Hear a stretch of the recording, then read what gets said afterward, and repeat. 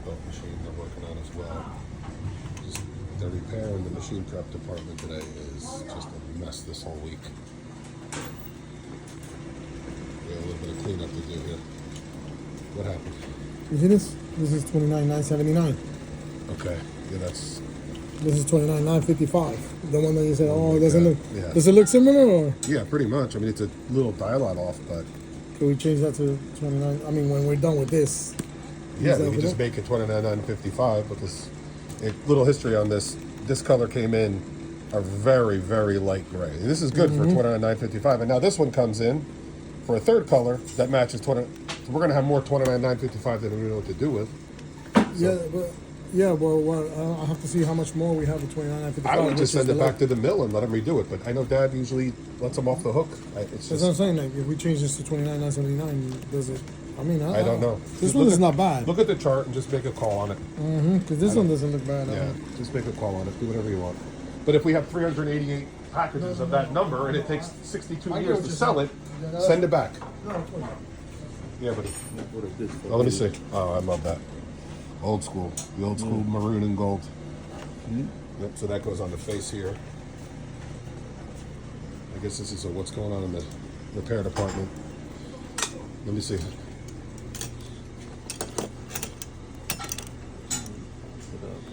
I wonder what made my grandfather and uncle want to use maroon and gold. I don't understand it, but whatever. It's weird how things happen. That would have been the last thing I picked. But I guess things are different in 1947, 1950s. What's up, boy? Morning, boss. You behaving? Yes, sir. I'm gonna post this on YouTube. So what are you working on? Making a list. Inventory to restock the shelves. Yep, restocking. You put the new stuff in where? Just in the back. Oh boy, see, you're better than your brother. Yep. How you doing? What's up, Julio? Now you're stocking. Yep. Poly binding. Poly binding. So every morning we got to restock the shelves they pull from. Into the quarter. Of course, everything's up on the third floor. And all the basic, thread supplies, upholstery supplies, carpet binding supplies mainly, more than anything else.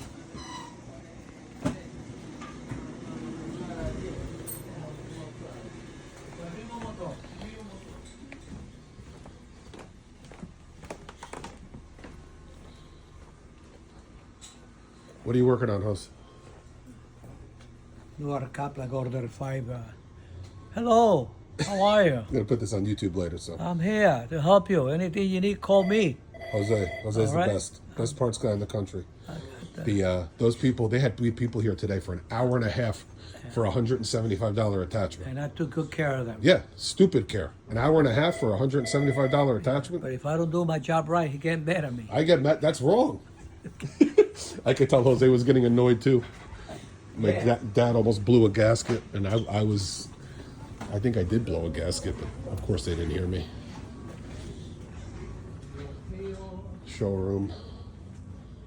This is what happens at the end of the week. We got to clean up. Everything's a mess. But it means machines are moving, thank God. So that's a good thing.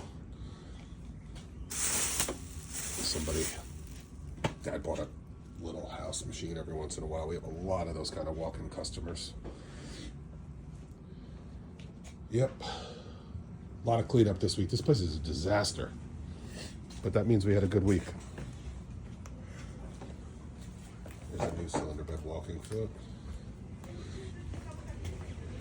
Let's see what's going on upstairs.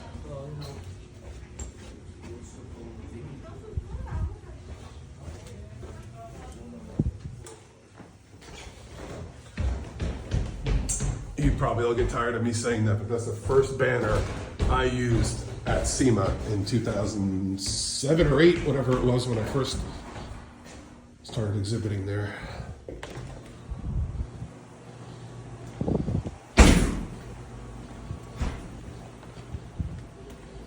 There's a bunch of machines that we are prepping. We're probably going to do a pre-SEMA special. We used to call it SEMA in May. I'm not sure what we're going to do or how we're going to do it, but I told the guys to get a lot of machines ready.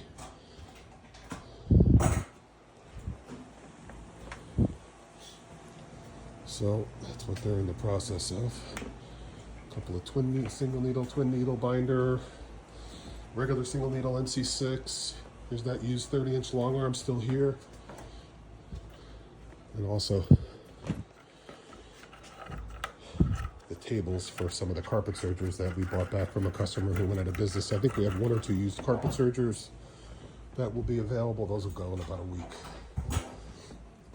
More upholstery machines, couple of Juki 1508s are ready to go. I can't remember which machine. Is that the 255 console? I never recognize it because I don't see them that often. Let me see. Are they painting this? No, it doesn't need paint. It's must have been like a smoker's lounge. It's the yellow half of it. Yeah, this is a Kanso 255 complete. Really good machine, made in Japan. Complete with a brand new servo motor, new top and legs. So that's available if anybody likes that machine. A couple of 1508s ready to go. We sell a ton of those. Turf cart machines prepped. Not that turf machines sell that much anymore, but most turf projects are now glued for the fields. But we still have guys that sew. Sewing lasts way longer. 6-blade cove base cutter. Let's see. Oh, they got a new style motor on here. I didn't even notice that. That's probably 1/3 the weight of the other one. Let's see. Yep. 6-blade carpet cove base cutter.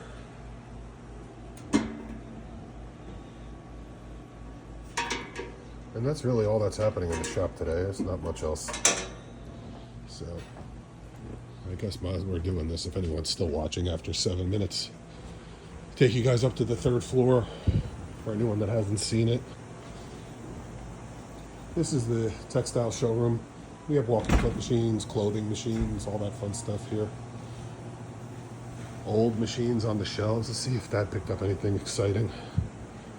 I don't think so. He's grown tired of that. He used to like to collect some of the older units. There's a real old black one here somewhere. He covets it, but I don't see it.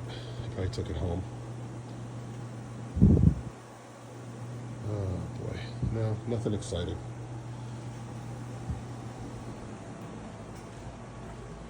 Can't remember what it was either. I think it was a buttonhole machine or a button sewer Singer from the early 1900s.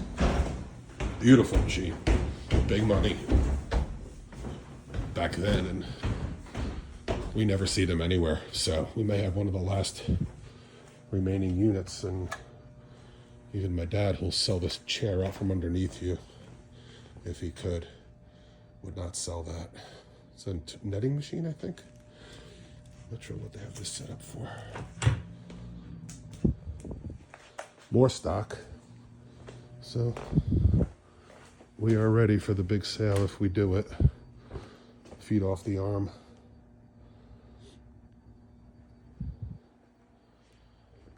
Lot of binding up here on the 3rd floor. PT 207, 69, 210. Whirlpool. Well, at least the guys listened. We're ready to go if we run that big sale. This is all 1 1/4 inch cotton. It's our 2nd staging area. 1st staging area is here, all these boxes.